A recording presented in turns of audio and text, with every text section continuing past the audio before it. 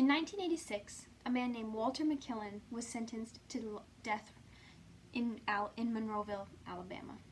He had been accused of shooting and killing Monroeville's local laundromat girl, Rhonda Morrison. Walter was an African American man in his late 50s who had worked most of his life to build his lumber business. He was a family man. He was a church-going man. Months after Rhonda's murder, the police were getting nowhere in the investigation, and the town was starting to get hysterical. The fear mounting against the lack of suspects led the local sheriff to start seeking anyone who could be possibly connected to the murder of Rhonda. After coercing false witnesses, for example, Ralph Myers, who happened to be in the county jail at the time, he coerced him into giving false testimony that he saw Walter the day of the murder at the crime scene in exchange for a lighter prison sentence.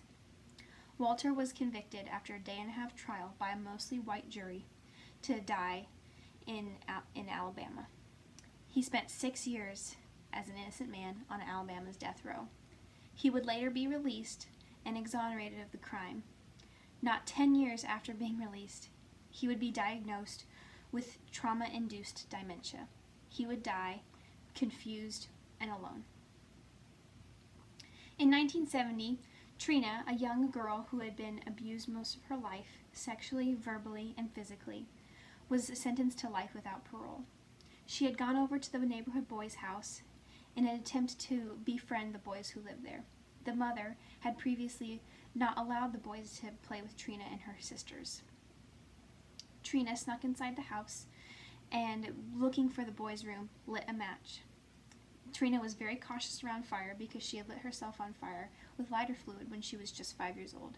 Most of her body and face were scarred with burns. She lit a match carefully, but despite her care, the house lit on fire, and the 2 boys inside died of smoke inhalation. She was sentenced to life without parole for the murder of these 2 boys when she was just 15. Marcia, in 2007, was a young single mother living in a rural county in Alabama. She had given birth to 5 beautiful children, but because of her poverty, most of her neighbors felt like she could not adequately take care of her kids. Her kids, however, had described their mother as caring and devoted. When she became pregnant with her 6th child at the age of 40, she was worried because she knew that there was something wrong. Geriatric pregnancies, meaning pregnancies that happen in women who are post 30 years old, typically have issues. It is not uncommon that further complications come on geriatric pregnancies. Just 6 months after becoming pregnant, Marcia gave birth to a stillborn son. Devastated, she buried her son in a marked grave in the backyard. The neighbors who had been previously suspicious of her, suspicions only grew higher as they saw that Marcia was not only no longer pregnant, but didn't have an infant.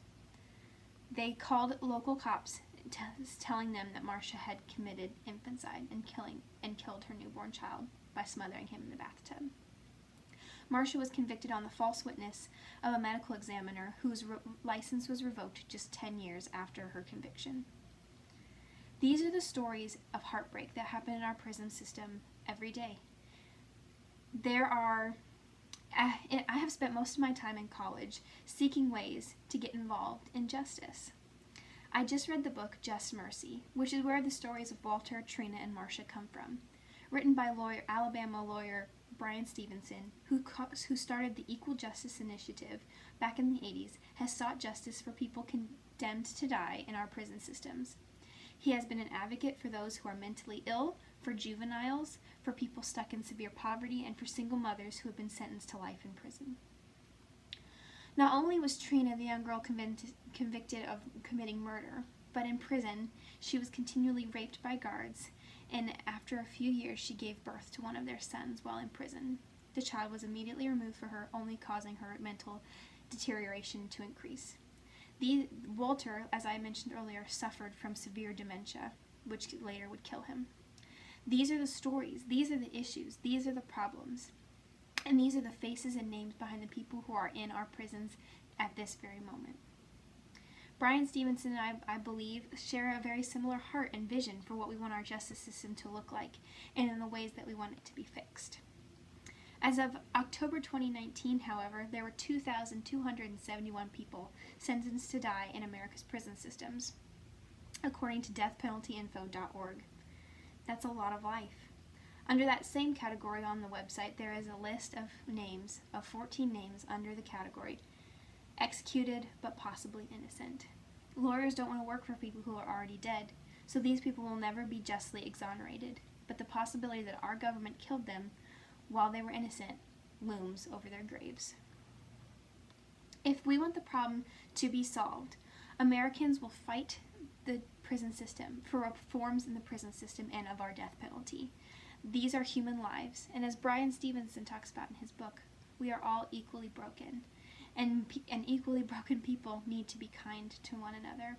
Not to say that criminals shouldn't get justice and that we should let criminals walk free, but that we need to exercise grace when talking to people who committed crimes under mental duress, or when they are coming from poverty, or when they are in the minority.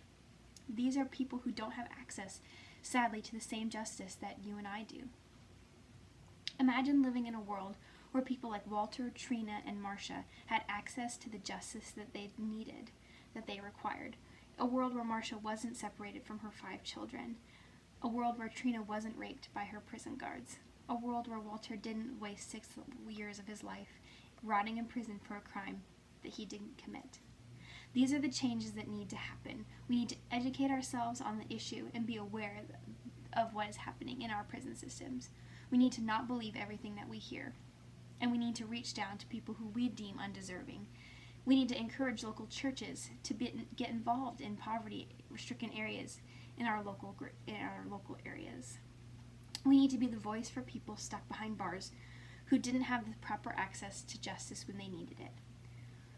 I encourage you to reach down to people in your community who may need your help, to show them just mercy. You might just be saving a life. Thank you.